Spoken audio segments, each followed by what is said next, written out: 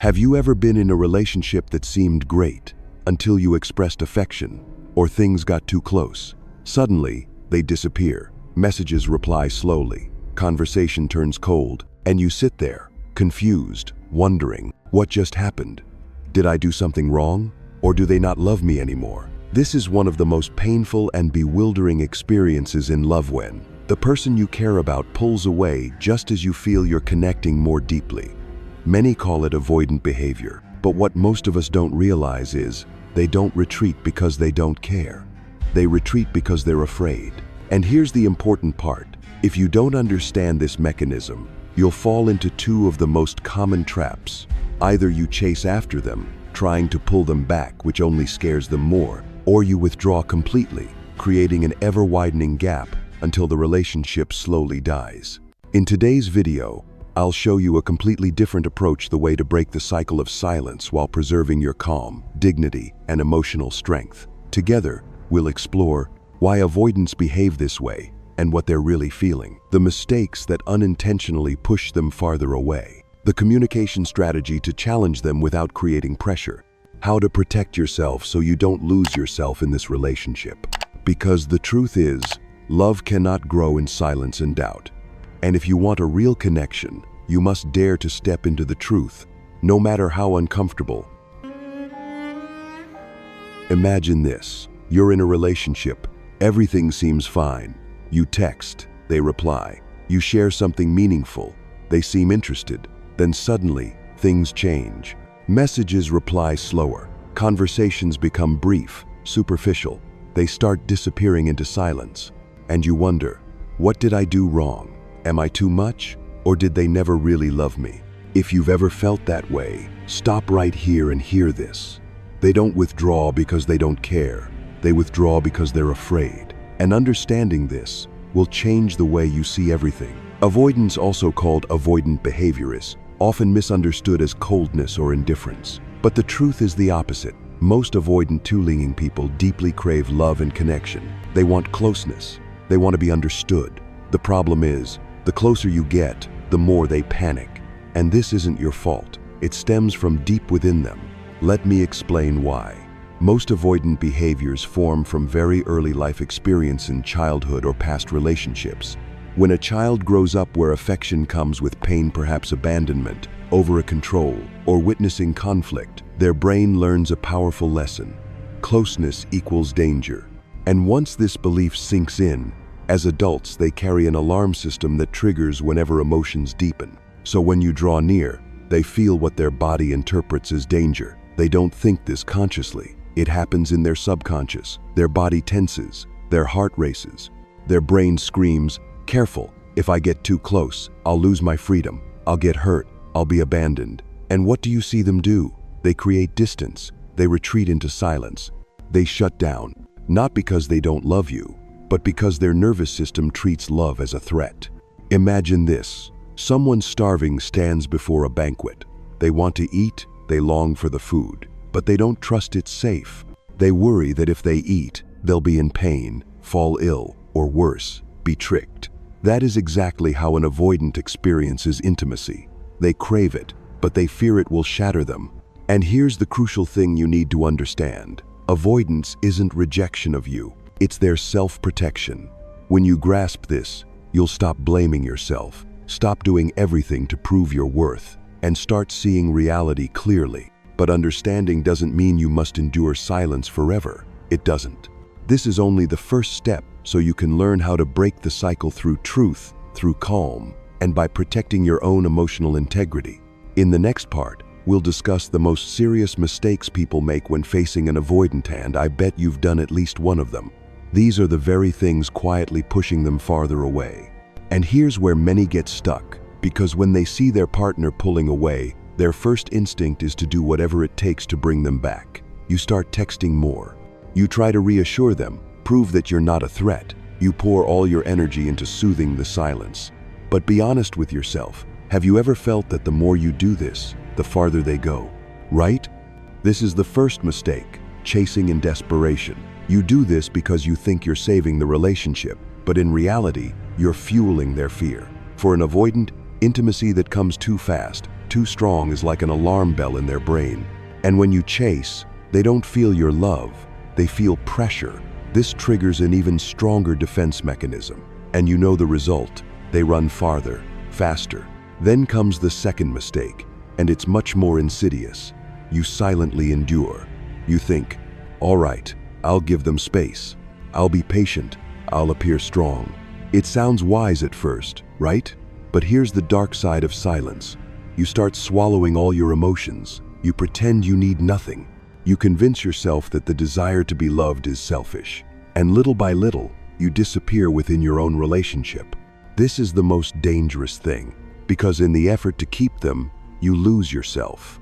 You begin to walk on eggshells, always fearing that if you voice your needs, they will leave. You start measuring your worth by their mood, and you wonder why you feel exhausted, anxious, and lonely in the very relationship that should be your safest place. Hear this clearly. Every time you ignore your true feelings to keep the peace, you're not protecting love. You're gnawing away at your self-respect. This isn't strength. This is self-erasure. And any relationship built on self-erasure will sooner or later collapse. So, the real question isn't, how do I make them come back? The question is, how do I preserve my identity, my peace, and my self-worth, even when they're avoiding me? And the answer lies in something that sounds contrary to your instinct. Challenge them instead of chasing, and do it with calm, not anger. In the next part, I'll show you exactly how to do this. How to break the cycle of silence without turning you into a controller, without turning you into a beggar, and without losing your dignity. We'll talk about the strategy of challenging without pressure, and I'll give you specific examples you can use today. So, how do you break the cycle of silence?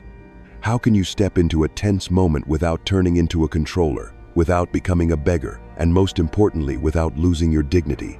The answer lies in a principle that feels contrary to your instincts. You must challenge them, but not with pressure, with calmness and truth. When I say challenge, I don't mean shouting, ultimatums, or forcing them to change. Here, challenging means daring to name what's happening, daring to speak the truth, clearly, no blame, no drama, and no expectation of controlling the outcome. Why is this so important? Because avoidance thrives in silence and ambiguity.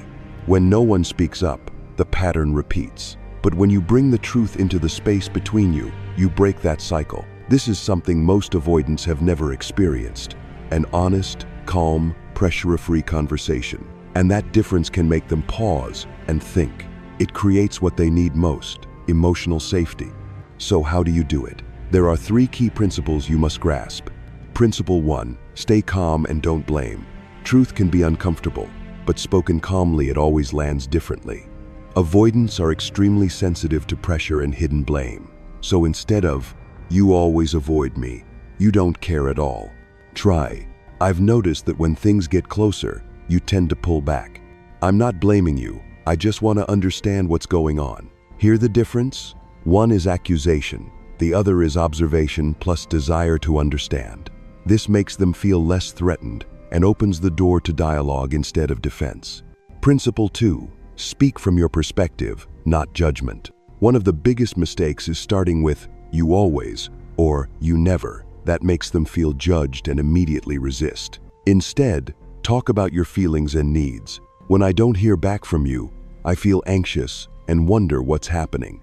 I need clarity to feel secure in this relationship. See? You're sharing your experience, not labeling them right or wrong. This keeps you in the driver's seat, not the victim's seat. Principle 3. Don't expect to control the outcome. This is the hardest part. When you speak the truth, you'll want them to respond right away, to commit to change. But your goal isn't to force them, it's to protect your emotional integrity. You give them the chance to see the pattern and choose differently. But if they don't, that's also an answer. And here's how you can phrase it calmly but firmly. I'm not saying this to pressure you, but because I want this connection to be healthy for both of us. I need presence and dialogue. If that's hard for you, I respect it, but I also need to be honest with myself about what I can accept. This statement is powerful because it neither pleads nor threatens, yet it's clear. It conveys, I value you, but I also value myself. To help you visualize, here's a complete dialogue you can use when you sense them withdrawing. You, Lately, I've noticed you've been texting less, and I feel a distance between us. It makes me wonder where we stand. Wait for a response. If they evade, continue. I'm not saying this to upset you. I'm saying it because this connection matters to me. I don't need you to be perfect. I just need honesty so we can understand each other better. If they still avoid, you can close with, I understand if you need time, but I also need clarity to know whether we're moving towards something lasting. These lines do 3 things at once. Name the reality, no judgment. Share your feelings and needs. Set a boundary without pressure. What's wonderful about this approach? It keeps you in a position of strength, not because you control them, but because you control yourself. You're not playing the silent game. You're not chasing in panic. You're not sacrificing your voice for false peace. You show up with calm, truth, and self-respect. And here's what many avoidants have never experienced: a partner brave enough to speak the truth without using it as a weapon. This breaks their familiar loop and sometimes, just sometimes, opens a brand new space for real closeness. But I have to say this isn't a magic trick to make them change. Some will pull back, some will run further. And that's not failure, that's clarity, which is more valuable than any illusion. And in the next part, we'll discuss the most important matter: how to protect yourself and set healthy boundaries so you don't get sucked into a relationship that erodes your worth. Because the truth is, loving an avoidant isn't only about how you communicate with them, but also about how you keep your own heart from getting lost in the process. And here is the most important part, the part many skip, but it is the foundation for not losing yourself, protecting yourself, and setting healthy boundaries. Because no matter how skillfully you communicate, no matter how much calm, truth, and goodwill you offer, there is one reality you must accept. You cannot control how the other person reacts. You can give them a safe space. You can open the door, but you cannot force them to step in. And that is not failure, it is truth. Hear this clearly. You have the right to want a relationship where your feelings are seen, where your needs are respected, where you do not have to shrink yourself just to keep someone around. That is not asking for too much. That is the basic standard of a healthy connection. But here is the trap many fall into. When you love an avoidant, you start adjusting yourself to keep them. You speak less, you suppress your needs. You convince yourself that you're strong because you don't need anything. Sound familiar? That is not strength, that is self-erasure. And self-erasure is the fastest path to loss, not only of them, but of yourself. So how do you protect yourself? There are 3 things you must do, not to control them, but to preserve your own integrity. Be honest with yourself about what you feel and need. Sounds simple, but this is the first thing you neglect when loving an avoidant. You begin to believe that your emotions are the problem. You tell yourself, I shouldn't be so sensitive. I shouldn't ask for so much. But the truth is, the need for connection and love is not a weakness. It is human nature. So before talking with them, talk with yourself. What do I truly feel? What do I truly need to feel safe and happy? Write it down. When you are clear with yourself, you will no longer be swept into pleasing others at any cost. 2. Set boundaries based on your values, not on fear. This is where many get it wrong. Boundaries are not walls to punish the other person. Boundaries are how you protect your peace. They are like saying, I love you, but I also love myself. And if this continues, I must choose what keeps me whole. For example, you might say, I want to continue this connection, but prolonged silence hurts me. If that repeats without explanation, I will need to step back to take care of myself. Sounds strong, doesn't it? Because it is. It is not a threat. It is a statement of self-respect. And most importantly, follow through. If you say you will walk away but remain, you teach them that your boundary is empty words. 3. Be willing to accept the truth, even when it hurts. This is the hardest part. Because you love them, you want to believe that if you're patient enough, loving enough, they will change. But there is one truth you must face.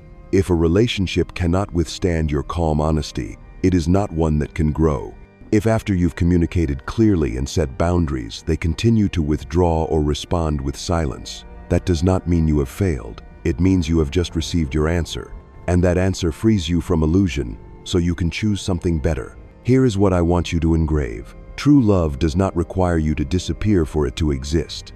A healthy relationship is one where you can show up fully without fear of abandonment simply for being honest. Imagine standing at a crossroads. On one side is the familiar path. You continue to remain silent, continue to sacrifice, continue to lose yourself bit by bit. That path feels safe, but where does it lead? To exhaustion, to an empty relationship you bear alone. On the other side is the harder path in the short term. Speaking truth, holding your ground, being willing to accept the outcome. That path may lead to loss, but it is the only path to freedom. Freedom to love without losing yourself.